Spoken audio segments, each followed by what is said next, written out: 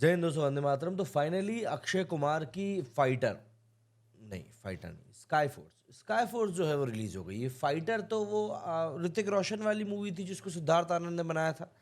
हालांकि अगर आप जाके स्काई फोर्स को देखेंगे तो आपको फाइटर की याद जरूर आ जाएगी।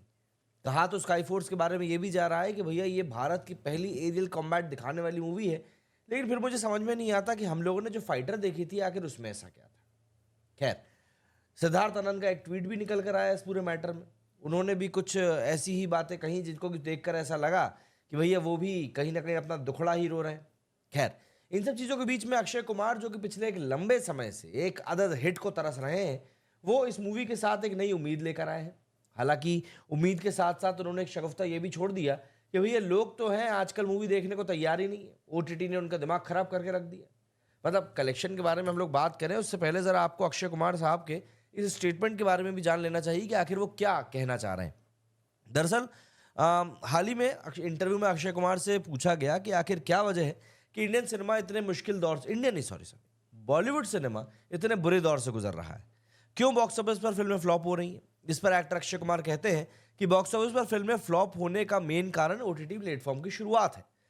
ओटीटी प्लेटफॉर्म की लोगों में बढ़ती लोकप्रियता की वजह से थिएटर में फिल्में फ्लॉप हो रही हैं।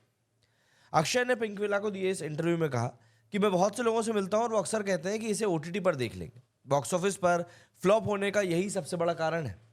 अक्षय आगे कहते हैं कि कोविड के दौरान लोगों को घर पर फिल्म देखने की आदत हो गई और लोग आज भी घर पर आराम से अपनी सुविधा अनुसार फिल्में देखते हैं। फिर मुझे समझ में नहीं आता कि पुष्पा और अभी कौन सी एक मूवी आई थी कल की, इस जैसी मूवीज फिर हिट क्यों हो जाती हैं। इससे पहले भी अक्षय कुमार की फिल्मों के फ्लॉप होने को लेकर बात कर चुके हैं। फोर्ब्स इंडिया के साथ बातचीत में अक्षय ने ऐसी एक बात को लेकर कहा था कि पेंडेमिक का फिल्म इंडस्ट्री को बहुत असर पड़ा है।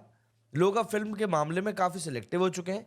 ऐसे में उस प्रोजेक्ट को चुनना बहुत ज़रूरी हो गया जो एंटरटेनिंग और कुछ अलग हटके हो।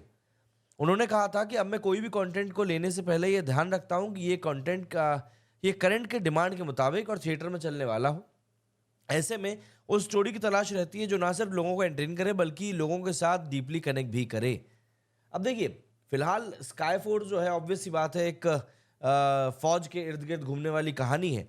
1965 से 1971 तक की कहानी को यहाँ पर डिपिक्ट किया गया है। लेकिन सबसे बड़ी मुद्दे की बात यह है कि जिस तरीके से इस मूवी में चीज़ों को शो किया गया है, वो दरअसल लोगों का कहना है कि यार ये तो हम लोग पहले भी देख चुके हैं, इसमें अलग क्या है। तो अक्षय कुमार यहाँ पर क्या अलग लेकर आए ये तो खैर हमें समझ में नहीं आया है, लेकिन जो कलेक्शन पब्लिक ने निकाल कर सामने रखा है इस मूवी का, वो ज़रूर बहुत सारी चीज़ें बताने वाला है। दरअसल इस मूवी का जो बजट है वो 160 करोड़ रुपए के आसपास बताया जा रहा है।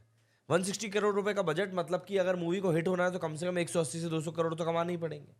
लेकिन फिलहाल की जो कंडीशन है उसमें वो ये मूवी मतलब इस कलेक्शन के तो आसपास भी पहुंचती हुई फिलहाल नहीं दिख रही। जो शुरुआत हुई है इस मूवी की, मैं जानता हूँ आप लोग जरूर उस बारे में बात करने के लिए बेसब्र होंगे। तो देखिए, अगर मैं आपको एडवांस बुकिंग की सूरत हाल बताऊं फर्स्ट डे के, तो इसको शोज मिले हैं 12,127। ओके शोज है, बढ़िया है, कम नहीं है तो बहुत ज़्यादा भी नहीं, एकदम परफेक्ट हम कह सकते हैं। 12,000 शोज इस मूवी को मिले हैं। इसमें से 11,900 शोज जो है, ऑलमोस्ट 12,000 शोज जो हैं वो हैं इसके हिंदी 2D के, और आईमैक्स में भी ये रिलीज हुई है तो वहाँ पर 200 स्क्रीन इसको वहाँ मिली। अब देखिए, सिनेरियो ये है कि इसके जो टोटल नंबर ऑफ टिकट्स बिके हैं वो बिके हैं करीब 1,60,000, 1,60,000 के करीब इसके टिकट्स बिके हैं। और जो टोटल इसका कलेक्शन हुआ है वो हुआ 3.78 करोड़। अब पहले दिन 160 करोड़ में बनी हुई मूवी अगर अपने 10% पैसा ना निकाले तो मुझे लगता है कि ये दिक्कत की बात हो जाती है। जैसे हम लोगों ने जब बड़ी बड़ी किसी भी मूवी की बात करते हैं, पुष्पा उष्पा की तो खैर क्या ही बोले, अगर 200 करोड़ रुपए में बनी हुई मूवी पहले दिन 20 करोड़ भी नहीं कमा रही है तो फिर वो क्या ही मतलब उतनी दूर तक जा पाएगी। तो ऐसे में 16 करोड़ रुपए तो इस मूवी को एक तरीके से कमाने ही थे, मिनिमम टू मिनिमम बोल रहा हूँ। 3.78 करोड़ की इसकी यहाँ पर हुई एडवांस बुकिंग साहब। अभी at this point of time जब हम वीडियो शूट कर रहे हैं तब जो कलेक्शन इस मूवी का निकल कर आया है वो आया है 5 करोड़ के आसपास। मेरे वीडियो एडिट करते करते तक चलिए 5.5 करोड़ के आसपास हो जाएगा। तो ऐसे में ये जो कलेक्शन है ये मैक्स टू मैक्स 10, और ज़्यादा चला गया तो 12, इससे ज़्यादा जाता हुआ नहीं दिख रहा है। और ये कोई मतलब ऐसी रिलीज़ नहीं है जिसमें कि आप कह सकें कि भाई हॉलीडे रिलीज़ है या कुछ, क्योंकि अभी आने वाले 5 से 6 दिनों में इसको देवा कंपीट करने के लिए आ जाएगी और देवा को लेकर हाइप बनी हुई है। शाहिद कपूर का जो पूरा किरदार है देवा का वो लोगों को पसंद आ रहा है। तो अगर यहाँ पर स्काई फोर्स अभी आने वाले 4-5 दिनों में, मेरे हिसाब से संडे तक, अगर एक बड़ी अच्छी कमाई नहीं करती है तो थोड़ी सी दिक्कत बढ़ जाएगी। हॉलीडे वीकेंड यहाँ पर अब आप अगर कंट्रोवर्शियल बात करना चाहें कि भैया हॉलीडे क्यों नहीं बोल रहे हो आप, 26 जनवरी तो पड़ रही है। भैया 26 जनवरी पड़ रही है आपकी बार संडे को, तो उसको आप हॉलीडे नहीं कहेंगे, संडे को तो ऑलरेडी छुट्टी रहती है। तो मूवी के साथ सिनेरियो उस समय ये फंस गया है कि पहले दिन लोग इसको देखने के लिए बहुत कम पहुंचे हैं। एंड सबसे बड़ी समस्या ये है कि आने वाले दिनों में देवा रिलीज होगी एंड देवा एक टफ फाइट देगी इस मूवी को, ये बात तय है। अभी 5 करोड़ का कलेक्शन इस मूवी का हुआ है। ऑक्यूपेंसी की मैं बात करूं तो वो भी बिल्कुल नीलपटे सन्नाटा है। पहले दिन फर्स्ट डे फर्स्ट शो की अगर हम बात करें, मॉर्निंग शोज में 10% की मात्र ऑक्यूपेंसी गई है। ओवरऑल ऑक्यूपेंसी जो अभी तक निकल कर आई है वो 12% की आई है, 12% की। अब आप सोचो जब पहले दिन ही मूवी 12% ऑक्यूपेंसी पे चल रही है तो उसके बाद वाले दिनों में तो ये ऑक्यूपेंसी और नीचे ही जाएगी। तो ऐसे में तो कलेक्शन, अच्छा कलेक्शन निकल कर आ जाना, बड़ा कलेक्शन करके निकल के आ जाना, ये तो बहुत दूर की बात हो जाती है। एंड अभी जिस पतले बर्फ के टुकड़े पर अक्षय कुमार चल रहे हैं, एक बात तय है कि अगर इस मूवी ने अच्छा परफॉर्म नहीं किया तो बंदे के साथ बहुत दिक्कत हो जानी है, क्योंकि उसको समझ में ही नहीं आएगा कि आखिर चीज़ों को मुझे लेकर के चलना कैसे। क्योंकि देखिए, आप कुछ भी बात कर लें, आप कैसी भी बात कर लें, आपको कुछ भी चीज़ अगर करनी है तो आपको एक बात क्लियर तौर पर समझनी पड़ेगी। द ओनली थिंग जो आपके करियर को बचाएगी वो है आपका box office collection. Art film करके भी इंसान एक्टिंग के शौक को पूरा कर सकता है, लेकिन अगर कोई व्यक्ति कमर्शियल सिनेमा कर रहा है और उसके बाद भी उसकी मूवी नहीं चल रही है, तो फिर आप सोचिए ना ज़रा, उसके ऊपर खुद कितनी बड़ी प्रेशर क्रिएट हो जाएगा।